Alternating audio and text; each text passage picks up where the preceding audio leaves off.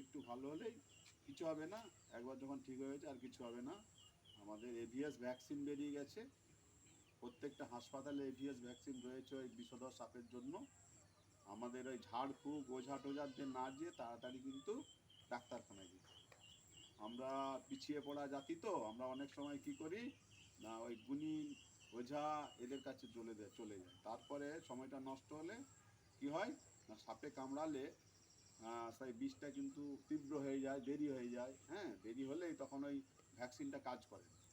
ওটা মিনিমাম 2 ঘন্টার মধ্যে যদি আমরা হাসপাতালে পৌঁছে দিই, তাহলে মিনিমাম 11টা এভিএস ভ্যাকসিন যদি দেয়, তাহলে এই ধরনের যে বিষধর সাপ কালাত, চন্দ্রবড়া, কেউটে, এই হ্যাঁ তা এইগুলো এই সাপগুলোর বিষ কিন্তু ক্ষতি করতে পারবে না, বেঁচে যাবে। ঠিক আছে?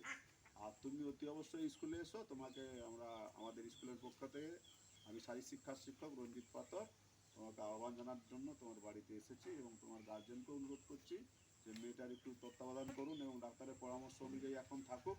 যেহেতু একটা বিষধর সাপ চন্দ্রবড়া কেটেছে, তাই এখন দুর্বলতা থাকবেই।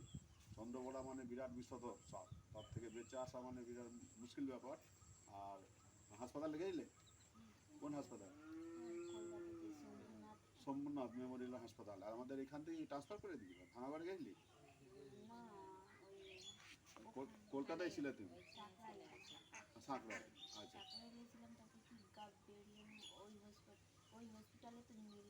নিল না, না খুব ডেঞ্জার হয়ে গেছে। আর সাপটা কোথায় কামড়াইছিল তোমাকে? সাঁকড়াই মানে আমাদের হাওড়া সাঁকড়াই, ধুলাগড়। হ্যাঁ, হাওড়া ধুলাগড় সাঁকড়াইলে ও ওখানে আত্মীয় বাড়িতে গিয়েছিল, ওখানে ওকে একটি বিষধর সাপ মানে খুব বিষ, তীব্র বিষ চন্দ্রবড়া কামড়িয়েছিল, সেই জন্য সে অসুস্থ দীর্ঘদিন। সেই জন্য স্কুলে যায়নি, স্কুলে অনুপস্থিত থাকার জন্যই আমরা। আর মাঠেও মেয়েটা খুব ভালো ফুটবল খেলতো, সেই জন্য আমি একজন শারীরশিক্ষার শিক্ষক হিসেবে আমার মাঠে ওকে আমি কমতি বোধ করছি, সেই জন্য ওর বাড়িতে আমি আজকে এসেছি।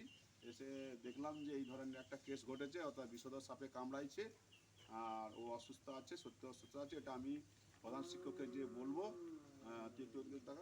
ওই প্রধান শিক্ষক বলবো যে উনি অসুস্থতা আছে, এই ধরনের ঘটনা ঘটেছে, সেই জন্য গার্জেনরা পাঠায়নি, নাহলে ও কিন্তু কন্টিনিউ স্কুলে আসবে।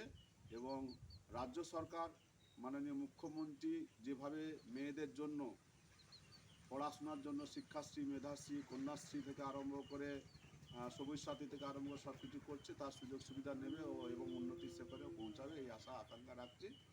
আসছি দেখি। নমস্কার।